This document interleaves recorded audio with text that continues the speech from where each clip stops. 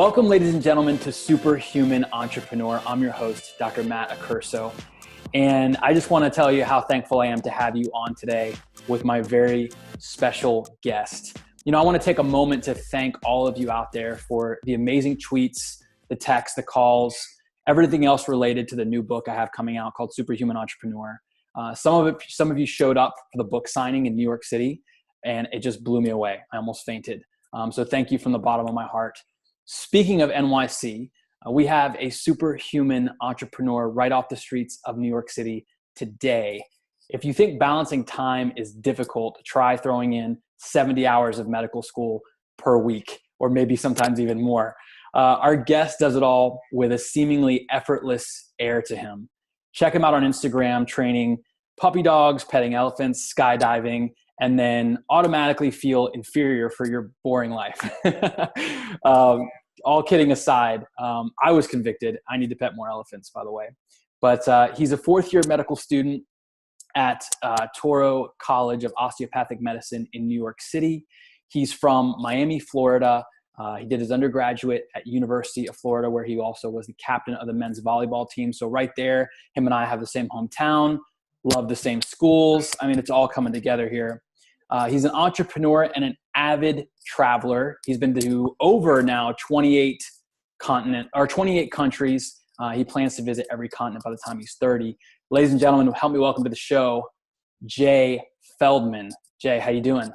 Thank you so much for that introduction. I'm doing awesome. Here in New York City.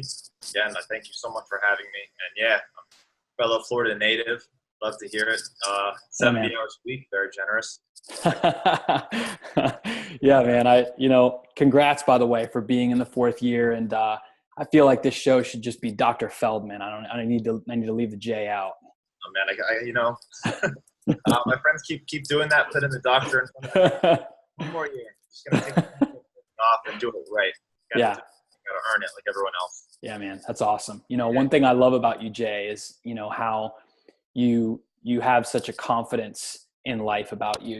Whatever you do it with all of you. And it's clear to see that, whether you're with family, whether you're with friends. I love your Instagram page, by the way. It's just full of this love and passion and professionalism. So no doubt you're doing big things in the world. Talk a little bit about your story. Like, what made you because you run a business and now you're in medical school.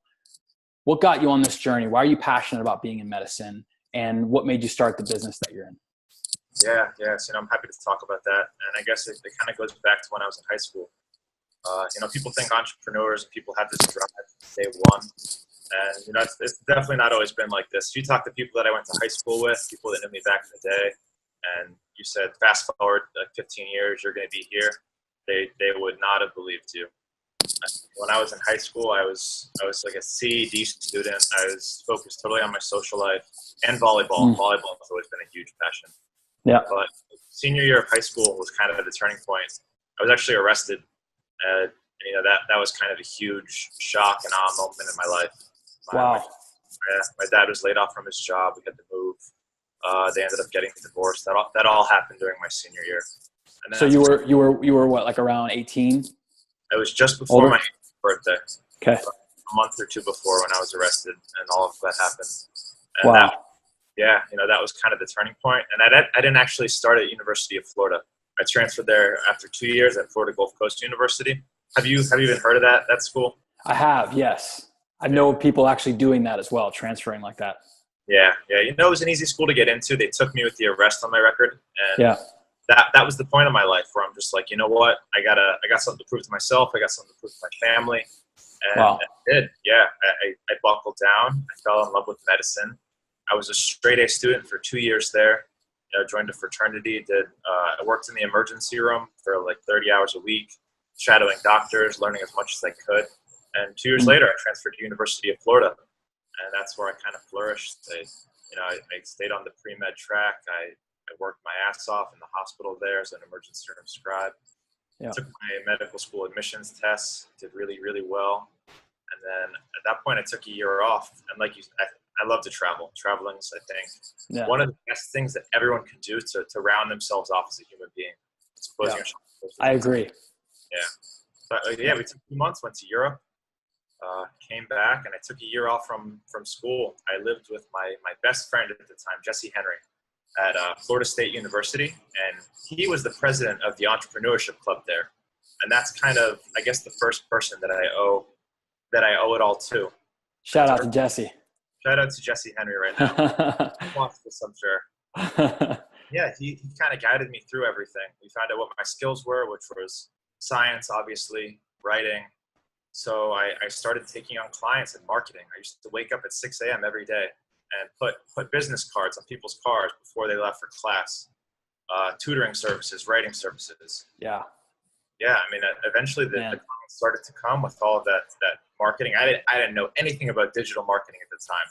It was just kind of flyers and business cards on people's cars. Wow. And yeah, I was tutoring and writing papers all day, every day. And eventually Jesse's like, listen, you need to outsource some of this stuff. You need to hire some people and, focus on the clients. This is a business now. You have a business. Mm. So that's what it was. It was, it was called the Tutor Chief, and we tutored and we helped people with their personal statements and visions. And that was the first big business, and it's still continuing to this day. I managed it myself for about a year, and that's kind of when the entrepreneur switch clicked in my brain. I just kind of happened out of necessity. I was just trying to make money as a freelancer, and then realized that I had this other thing in me, and worked my ass off on this thing. It became my baby. It became my new thing. I'm sure business. Absolutely. Once you get something off the ground and growing like that, it's like a child. It is. You love it. Yep. Yeah. You pour yourself into it. That's what they say about, the standard person. Not to say there's anything wrong with, holding a job and not necessarily starting your own business. But then on the other side of things, there's the entrepreneur side of things, which I truly believe that all human beings have an entrepreneur element to them. Some have it stronger than others, right? But we're all creative. We all have this eclectic ability to go out and make something happen and make something real and change the world ultimately. And I love your story so far. I mean, it's amazing what you've been through. I didn't realize that about you. I want to go back to that time, because I think this is important for all of us to hear. Go back to that time where you got arrested, your parents got divorced. It's very easy in our lives to label ourselves as something, especially when challenges happen, because then it gets into our nervous system that we are that person and will never change. We're never going to be able to get past that person. What did you do in your head? I mean, obviously you pulled the belt straps up and you made it happen. And now you're a successful med student. You're almost done with medical school. You're going to have your own practice one day. Coming from getting arrested and the challenges you faced to this now, was there a switch in your head that happened that made you think, you know what? I'm not a product of all that stuff. I'm more than that. What happened there? Yeah, absolutely. And it's not just labeling yourself. It's like when something like that happens, you get labeled by everybody, your family, friends, and people start to give up on you. And that's definitely, I guess, the turning point when one of two things can happen. You can either get your shit together, pull the belt straps up, like you said, or you can fall under that label and let it define you. Yeah. And that was never me. I mean, thank God that it was the first and not the latter of those things. And I think it's all the better for it. It's things like that shape you into who you are. And as horrible as that whole experience was, I think in the end, you become grateful for it because it led to this. Yeah. Isn't that crazy? It's always crazy to me how, those things, as horrible as they were, like you said, was the path. It paved that way for you to be here today. I think it's fascinating. Did you have something that you would think about, something that would drive you? Like, I mean, at that time, were you thinking, hey, I want to be in medical school, so I got to clean up my act? Or were you just thinking, I'm never going to do that again because I was so miserable? Well, yeah. Well, I mean, more the second one. And also when that happened, I went to work for my dad's new company, who was working for a trucking company. And I was a collections agent for 2 months, sitting at a desk, cold calling companies not cold calling, but asking for money from them. And I don't know if you ever had a job like that. That'll scare you. The realism. I've had jobs like that. Yeah. Yeah. Yeah. I mean, I think working at a job like that too, that thought, that's still been in my mind. Sitting For in sure. calls for, $8 an hour. I remember doing carpentry work when I was in my teens. And basically my mom actually was like, you're going to get a job and this is what you're going to do. And a guy was willing to hire this little teenager. I remember doing that for a straight year and thinking, I never want to go back to this again. I'm going to do whatever it takes to stay away from it. Exactly. Yeah. And that you're right. There's nothing like an experience like that to make you think, right? Yep, definitely. So I want to talk about, now you've gone from challenge. Now you're living your purpose. Are there people that you're intentional about surrounding yourself with to lift you up, to speak positivity in your life? And are there, and you can say those people, you cannot say those people, but then is there the opposite as well? Are there people that you had to separate from in order to really fulfill your dreams?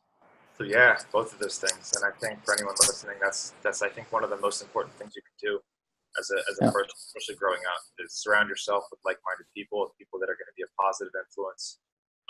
Going back to Jesse Henry, he did a TED talk on filling other people's buckets.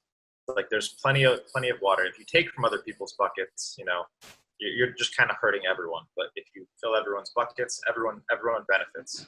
And I know I'm not explaining that as well as he does, but it's the principle of having good people around you, having productive people around you, people that are gonna keep you motivated, gonna tell you to work instead of go drinking. And the opposite of that, the people that are holding you back, the people that are, negative, with not really with the aspirations that you have, and the bigger your dreams and the harder you work, the more people that are going to be on the other side trying to tell you can't do it, telling you those dreams aren't a reality, making fun of you for putting yourself out there on Instagram and trying to, make something of yourself and do something with what you are. So yeah, those people, I think you definitely have to X out of your life as soon as possible. They're just going to. Yeah. There's a mentor of mine that calls it, it's interesting. You have that bucket methodology that you were talking about. And a mentor of mine talks about crabs in a bucket, that oftentimes the people you used to roll with a while back are some of the ones that try to grab you and pull you back down. So when you're trying to get out, when you're starting to become great, sometimes people don't like that. They don't like that feeling. It makes people feel inferior, at least the ones that are not looking at it from a healthy perspective. Yeah. And I think that's so huge what you're saying, because, in order to climb out, in order to be great, in order to keep excelling and learning and growing, you have to tune it out. And obviously you're doing that. You're doing it on Instagram in amazing ways. You're doing it in your business. You're doing it in school. Let's talk about your morning. A lot of people love to hear about morning routines. You obviously have a packed schedule, medical school, business, relationships, all that stuff. What is you live in the heart of New York City? I do. Okay. Awesome, man. Yeah, I got to come see you next time I'm up. I love it in that area. So what does that look like for you? Are you an early riser? I've become an early riser over the years. Wasn't always like, but now it's 6, 7 a.m. When I have something going on, it's usually 6 a.m. And I guess going into the morning routine, I guess that's a big thing. Yeah. Right downstairs, we have a Fairway and a juice place. I used to make my own juice, but every morning I get a juice. I need my juice. I do my stretching, obviously the normal stuff. I'm not a morning shower or anything. I walk the dog. And honestly, I think the best part about getting the dog is in the morning. You wake up and he's just on your bed. He spreads out, yawns, and you take him out for a walk. It's just like a great way to start your day. I take him for a walk. I get my juice, and then I start working. Yeah. Immediately. I usually don't eat breakfast for a few hours. I don't know if that's considered intermittent fasting because I have my juice, but the juice holds me over, and I think it's a powerful way to start your morning. I've never been a morning gym guy. Always wanted to be. It's funny. I used to be hardcore when I was running a clinic full time in Nashville. I used to be, and now I'm more of an afternoon guy. I love afternoons. I love paddleboarding in the afternoons. It's like something that I do often now. But I totally see what you mean with the dog and everything as well, because now more of my morning than anything is relaxing, meditation, being at peace with the silence. I love silence now. And like, it's a very special time for me. Yeah, absolutely. I was getting into meditation before I got the puppy. The puppy ruined the meditation. Can't get peace. But I think I still do plan to get back into it. I love the research on it. I think the walk is a type of meditative thing, especially just for clearing your head with the dog. Yeah. Just that 10 minutes in the morning where you don't think about work or stress. Yep. So key. Yeah. Do you ever hit Central Park or anything like that? Yeah, not every day. We're not too close. We have our own park right by, but yeah, we love Central Park. Moses loves it. All the people love Moses. How could you not? He's adorable. I mean, if anybody wants to see Moses, he's probably handling his business right now. He's coming. He's coming. Okay. But Moses has got his own intros on Instagram as well. Look at that. I mean, just handsome. Yeah. Moses has probably got a lot of ladies around town in New York City. Yeah, adorable. But he's already popular on Instagram. Look how relaxed he looks. He's just so chill. He's like you, Jay. He's like you, man. He's like father, like son. They say the dogs are the replicas of the people. You see them walking down the street and they're the same. I like to think me and Moses are the same. Absolutely. I love his face. He's so regal, Oh, he is. He got a nice fluffy face. He does. I got lucky with him. So I want to just continuing on that. So you have your juice, you take Moses for a walk. Is there any supplements? Like, are you into any supplements right now? Do you kind of stay away from supplements? What's your take on that? Vitamin supplements. I actually have a pill case, a Monday through Friday, like old person pill case, and they're filled with vitamin supplements. I have about 6 or 7 things that I take every day. I can go into them. I take a vitamin C pill. I take a vitamin D. I take fish oil. I take a probiotic. I take turmeric. What else is in there? I take zinc, a multivitamin. I think that's it. It might be nice. But yeah, I love the vitamins, the supplements, and I think they work. I think right. They can't be doing anything bad. I feel great every day. I've been doing it for years. Yeah. I definitely think it's a great thing, especially for sure. Throwing your routine. Yep, for sure. I don't know if you've ever seen Placebo. It's an actual documentary, and they basically test these things on people. They test, if someone takes a supplement, do they perform better? If someone has a mild surgery, do they perform better? Very interesting documentary. But I know exactly what you're saying about that.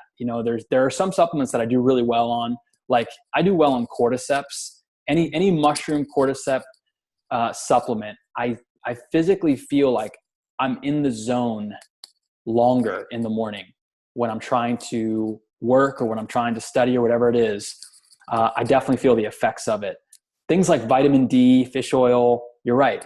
You're taking it because you're like, well, there's some research out there that says omega-3s are beneficial. Yeah. Maybe it'll help long-term cardiac, Yeah. I hope so. Yeah, for sure.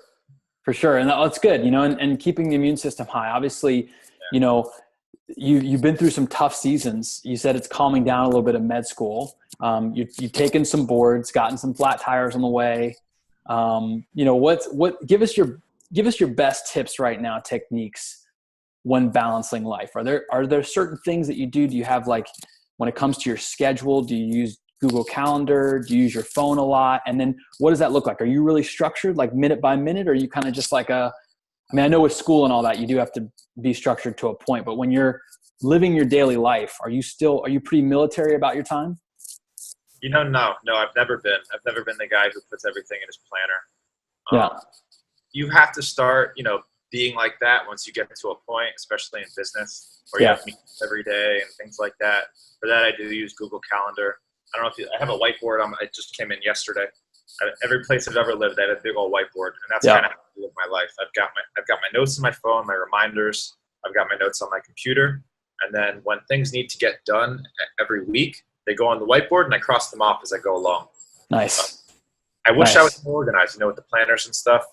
But, my biggest piece of advice is surround yourself with what you need to do, and learn how to hold yourself to the things that you say you're going to do.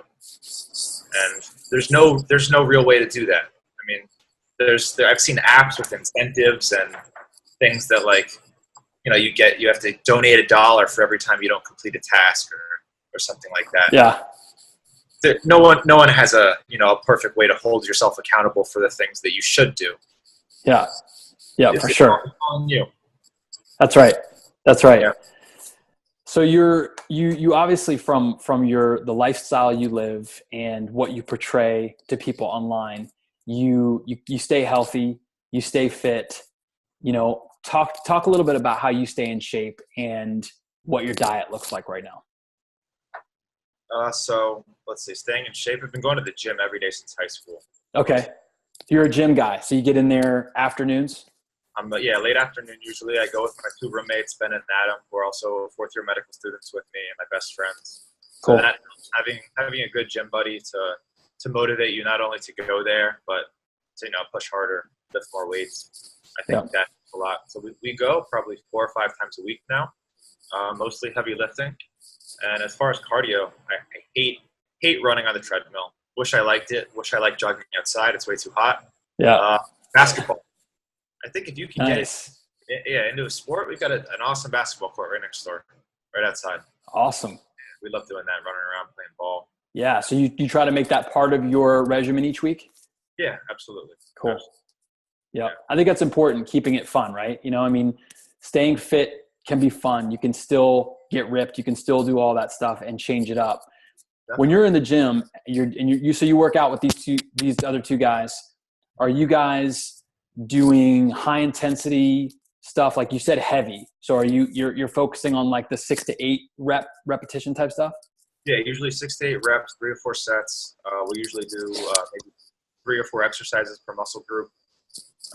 We'll do 1 month, bis, tris, chest tri, back bi, shoulders, legs, and then a month later we'll switch it up, the muscle confusion theory, and do some push pull, do some body weight stuff, and it keeps it fun, it keeps it interesting.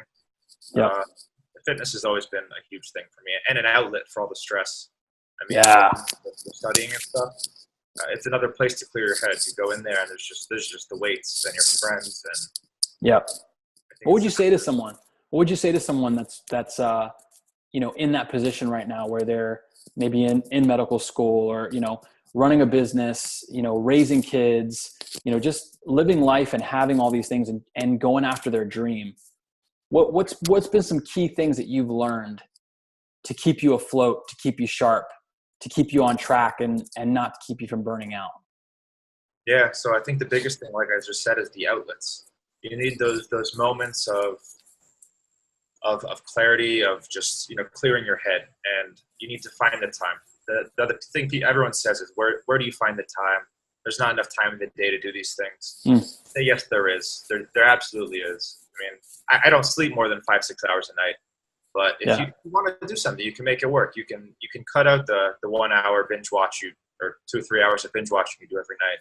You can wake up an hour earlier. You can, speed up your meal prep time, or find a way to eat healthier and cut out some cooking time. There's ways, and I've gotten really good over the years at making my routine efficient. Everything that I do is efficient, so that I do have the time to sit down and work, go to the gym, walk my dog in the morning. You can make it work. You can absolutely make it work. If you sit down and figure out a way to, you can. There's time. 100% agree. I used to do this thing where I had a war plan, called it a war plan, which was literally, I mapped out. This is when I was, full into the clinic, and just, and then some school stuff as well. And I remember mapping out really every minute of my day. And I'm not a really structured time person either. I don't like to be, I like to have my freedom. Like when I go on vacations, it's not full of like activities. I like to just relax and hang out. But when I was doing this, I started to see how much time I was wasting, like you're saying, with the binge watching, or maybe even just convincing yourself there's not enough time in the day. And then you start going back and looking at the minutes and you're like, well, I have 3 hours during my week, maybe more, where I could be doing things to work toward my dream, because I think a lot of times we talk about our culture specifically, if you listen to the news and you kind of listen to the mainstream stuff going on, it's like if you have a job and you're operating in that realm, then there's no more time in your day, no more time in your week to actually focus and work on your dream. And that's just not true, like you said. Yeah. So I hope everybody out there is hearing that. If you're in that place, just know that this is a 4th-year medical student who's running a very successful business. And if you go on social media, you can see, Jay is posting all these things, and you can kind of see, it's a snapshot of his life. There's obviously a lot more to Jay, but for the most part, you can see that you're balancing very well, Yeah. And for all the medical students out there, I just want to add, because they say you need to study 12, 14 hours a day year round. There's so much material that they throw at you, especially the school gives you material. Then there's the standardized material that you have to study. Yep.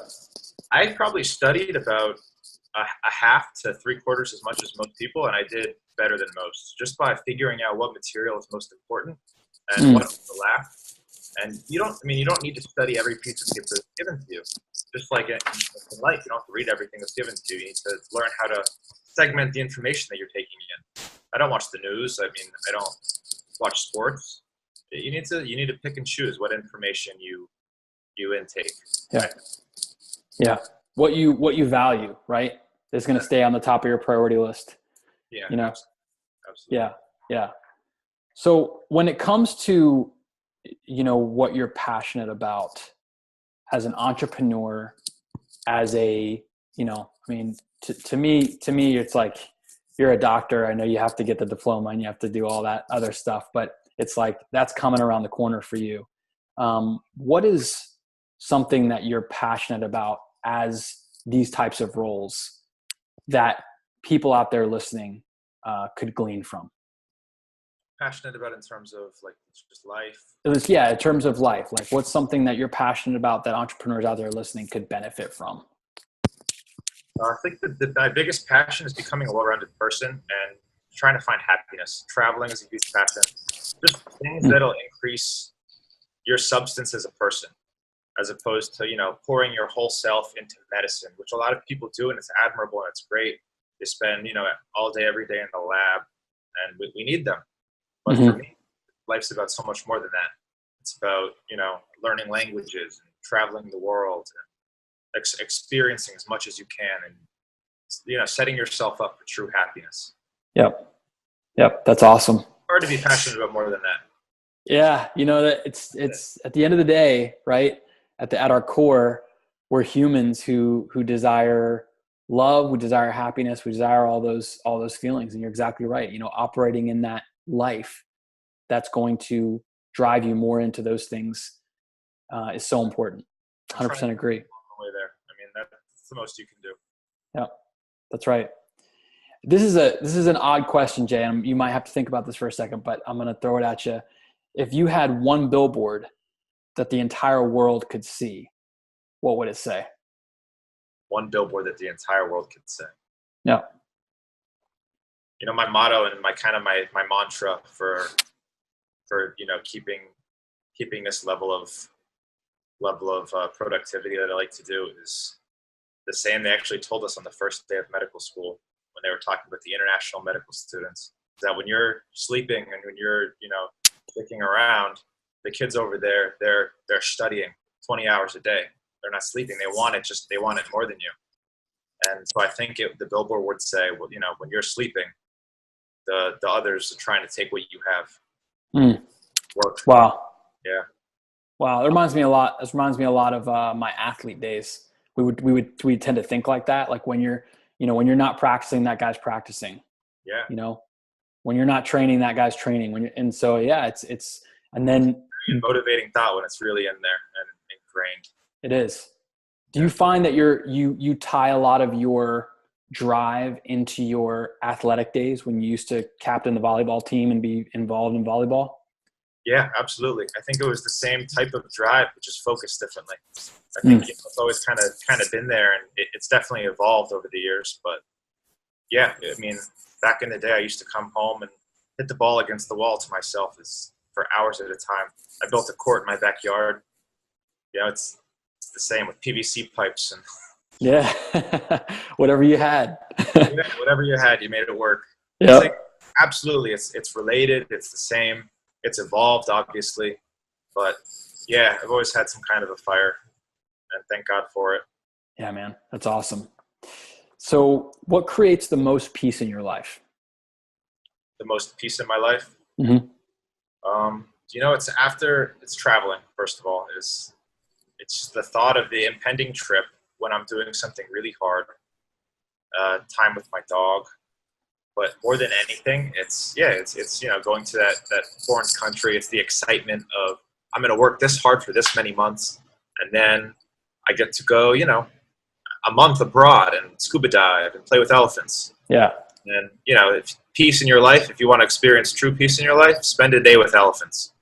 It was I bet. absolutely incredible.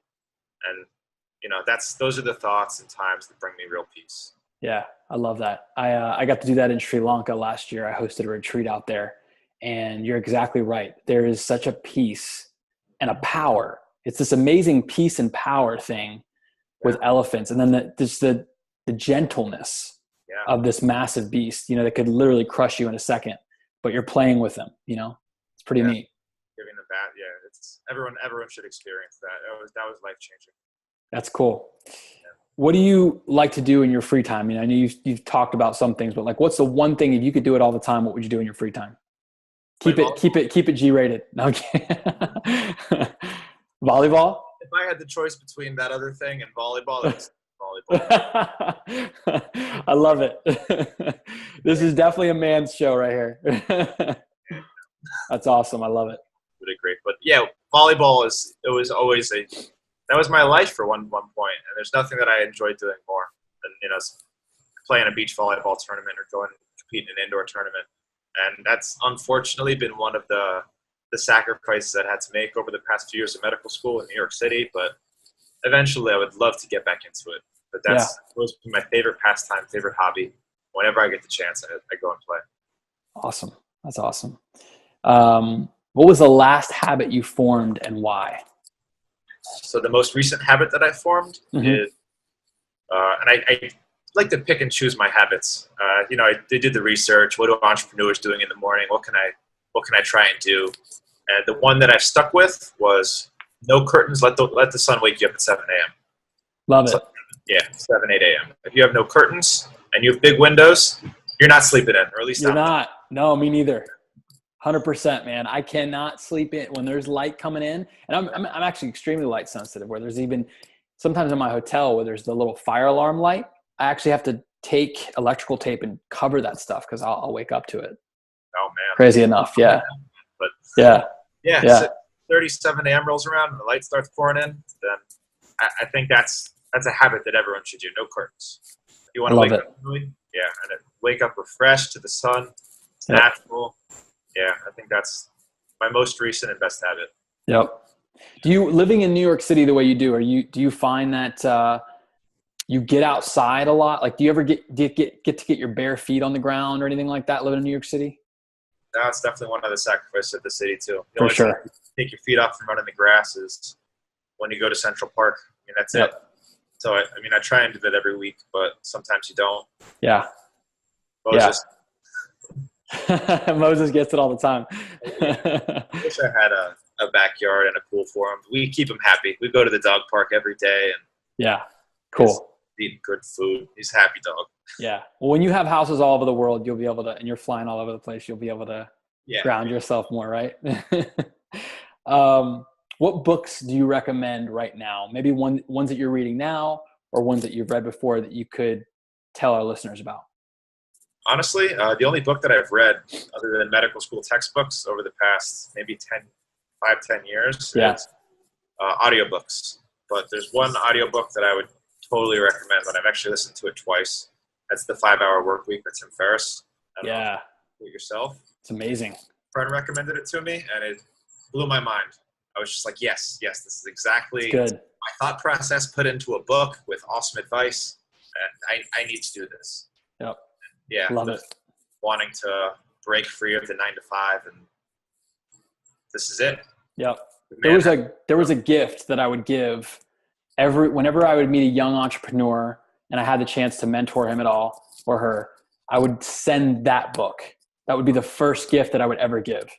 It's that powerful. Yeah. It motivates you just to want to take the next step, if anything else. Yeah. If you could pick one action step for our listeners to take from you and I's conversation, what would it be? One action step to take. I think it would be, I think delaying what you want to do in life, because, a better time is coming. You're waiting for something to happen and change, for circumstances to change. Forget all of that. You're always going to find an excuse to delay making those changes. So the action step that I want you to do is sit down right now, and what is the first step that you need to take to make those things happen for yourself, whether it be to, escape the 9-to-5, travel, get back into school. Things are going to change, but there's always going to be obstacles. So do it. Sit down, figure it out, and take the first step right now. Yep. That's my biggest piece of advice. And everyone's like, should I wait for this? Should I wait? Like, this is coming soon, like the money, and like, no, whatever it is, you're right. Take the steps now. You're right. One thing we try to convince ourselves as human beings is that we don't ever have enough resources, right? But we have everything at our fingertips right now. We live in an amazing time in history where we can make anything happen that we want, right? It's like, this is it. All of my 3 companies have been zero overhead companies. They're all services that I've learned to do myself, learned to teach people to do. You can start a business with no money. Whoever said you need, $100,000 to open a business, it's not like that anymore. The internet's made everything possible, and YouTube has made everything possible. Yeah. I can't tell you the amount of skills I've learned from watching YouTube videos. So true. So true. When I bought my first house way back in the day when I was just going into college, and I fixed my whole house up off YouTube. I watched YouTube videos. Took a backhoe to my front yard, fixed my roof that was leaking.